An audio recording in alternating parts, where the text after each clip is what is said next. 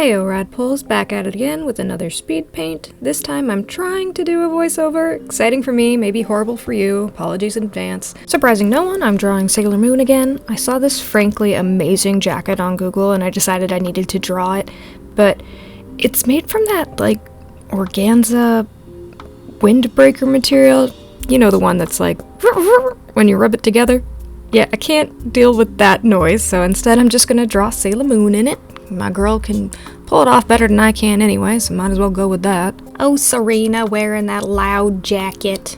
Here's where I started sketching out that pose. I actually had a really hard time deciding on what the final pose was going to be. I didn't really have a plan when I started this drawing, and I think it's quite obvious. So you can see I tried her with a peace sign up there, very Sailor Moon, decided against that. She was blowing a bubble at one point, decided against that. Ultimately, I throw Luna in there, you'll see that later, but after struggling for forever to get the proportions of her head right, I moved on to her hair, where I added a surplus of barrettes and stickers to her face, because when I don't know how to draw anatomy, I embellish. I moved on to her hand and her phone before finally moving on to try to block in that jacket again. What is with this jacket? Like, it's gorgeous, don't get me wrong, love it. Iridescent, rainbow, got me. I'm all for it. I have no idea how you make something look iridescent, and it was quite obvious I had no idea how to make something look iridescent. It's like almost as hard as it is to spell, so it makes me glad I'm not doing the text boxes right now because, yikes. You can see I'm trying to throw in multiple colors. It was working, and then I decided, oh, well, if one color's working, I'll throw in more colors and see if that makes it better. I think it did. This is like the first iteration of it, so it goes through some changes as we go on. Eventually I get frustrated with what I was doing and instead move back onto drawing the actual form, because I know how to draw a form. I'll stick to that, thank you.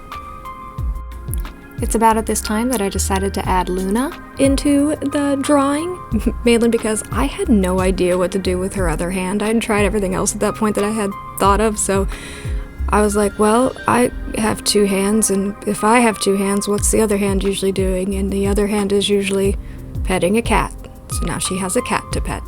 After that, I moved on to the line art. Line art is by far my favorite thing, so I usually spend a good amount of time on it. My problem is I have the hardest time deciding what style of line art to use. I love a good thick line art, but I find when I'm drawing a lot of magical girls or soft looking things, it doesn't really lend itself to that the best. So I end up usually doing a mix of it. I like adding in little dark spots in the shadows and corners, but ultimately I try to keep it thin. I say that, but I'm super heavy-handed, so my thin is like everybody else's normal. At that point, I started in on the hair. I find I have the hardest time with Sailor Moon's hair. I want to make it look soft and fluffy, but I end up kind of making it look greasy. I think that's just because the amount of highlights I like to put into it. Greasy's fine, she can be a grease ball, I don't mind that for her. She's owning it, I think it looks great. Also, did you see the little heart that I snuck into her bun? I just think it's so cute. I love doing that stuff with the line art. I feel like it's stuff that you can do in the sketches, but it really pops in the line art. I mean, makes sense when line art's supposed to make things stand out. Anyway, I also did little hearts on Luna's toe beans, because why wouldn't I add hearts to a little kitty cat toe beans, especially when they're a magical girlfriend? I just love adding little details like that. I don't know. I feel like my coloring isn't the best, so I can get away with a lot more little stuff like that in the line art instead of trying to save it for the coloring. Here's about where I started adding all the little embellishments, like the scrunchies and the stickers and jewelry and all the shiny bits. Mainly probably when I started this, I just wanted to make it like kind of detailed in the sense that there was a lot going on with the accessories, but not too much because I'm also extremely lazy, so sometimes it's just easier to throw in the little bits. I decided at this point she needed a charm bracelet with everybody's symbols on it, and yeah, I'd want one. I know they sell them now, which I think is really fun. Back in my day, they didn't have that kind of fun stuff, but it's cool that we've come that far in life. At this point is when I had finished the line art and I decided that it was time to try again. For coloring that jacket before chickening out ultimately and deciding to put down face colors instead. So for the base colors, I used a pastel rainbow, and surprising no one yet again, I love me a good pastel rainbow. It's usually the palette I gravitate towards. Helps that I like drawing magical girls a lot, so it tends to work out pretty well. But you can see there that I laid them all down before pulling it aside on a separate layer just so I could see where I had put what colors. I was going to do just my standard shading on this one when I started, but when I had all the base layers finally land, I decided that it actually might look better if I just keep it a closed palette and only use the colors within that rainbow to shade and highlight.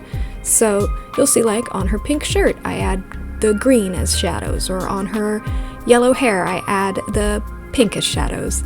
And it worked really well to keep it in that nice pastel-y range, which is what I was going for, so hey, it works, woo! Yes, here's where I added all the blush to the skin. I love adding blush and shading to the skin. It just makes them look so much more alive, and not in like the creepy way, not like Samara crawling through your screen at you kind of way, but just in the, oh, yep, that drawing looks nice kind of way. I also find that when I'm coloring the skin, I have a hard time deciding how toned I want to make the body. From the very beginning, it's always been Sailor Moon, but second to Sailor Moon was JoJo's.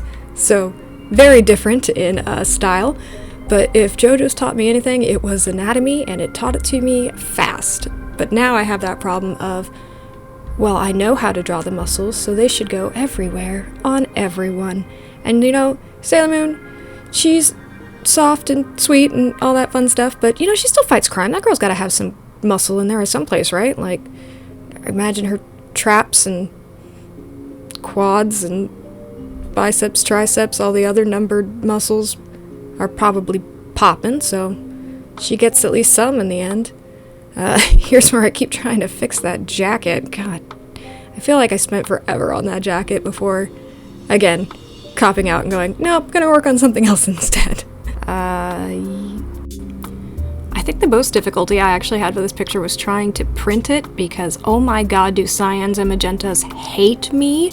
I spent so much time trying to adjust the levels for this to get it to print out anything that was not muddy and gross, and it sort of worked in the end. This might just end up being one of those pictures that just looks better on a screen. Hey, screen time.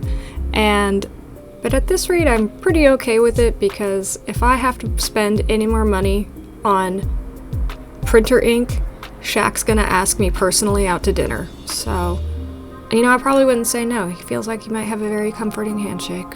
But you know who does have a comforting handshake? Christopher Judge. That man's hand is so perfectly comforting, just as a pastel palette is for me.